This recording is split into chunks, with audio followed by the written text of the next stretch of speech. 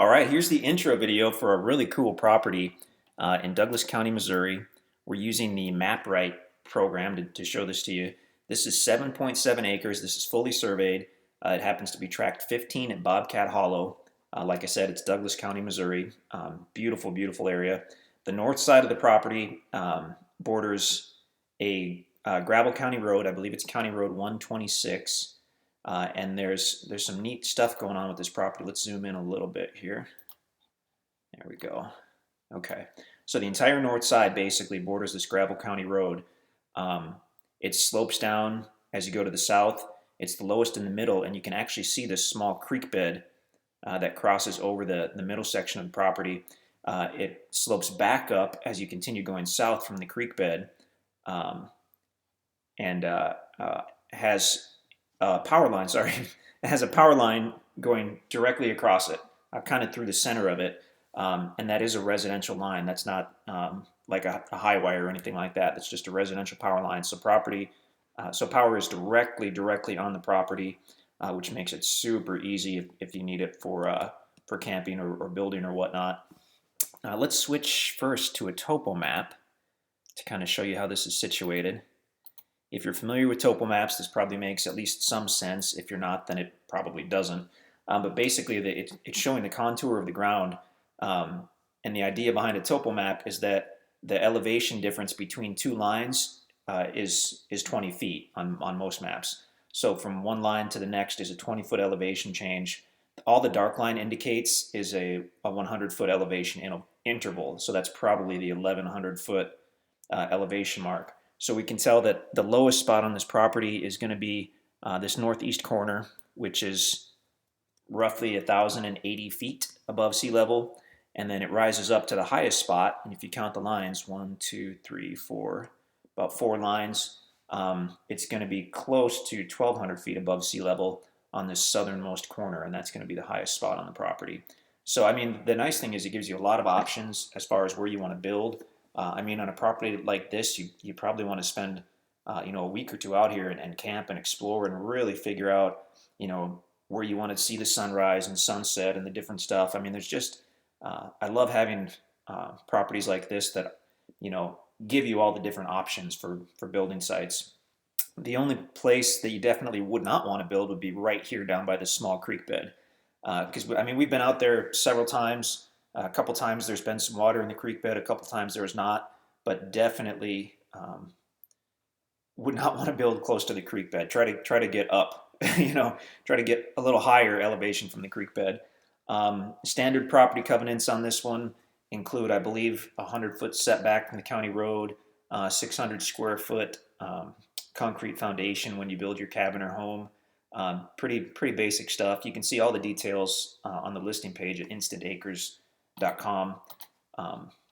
By the way, you definitely want to go to InstantAcres.com to see if the property is available.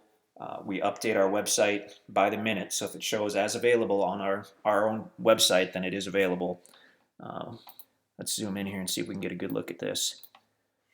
Like I said, it's tract 15 at Bobcat Hollow. The tracks at Bobcat Hollow were logged prior to us getting them, so a couple years ago.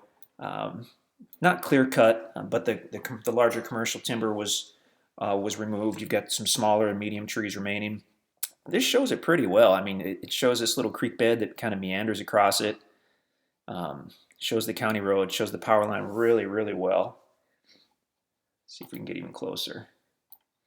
I believe there was a spot near this northeast corner where you could pull a truck in, but I'm not sure about that. You probably want to get out there and check that out yourself. But fantastic area, very close to Bryant Creek to the west, the North Fork River to the east, which are both awesome rivers for fishing and swimming and floating and kayaking and all that good stuff.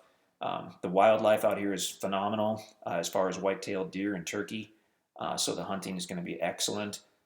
Also, you're within just a few minutes of the Mark Twain National Forest, which offers thousands and thousands and thousands of acres of additional public land if you want to do some more hunting or trail riding or whatnot.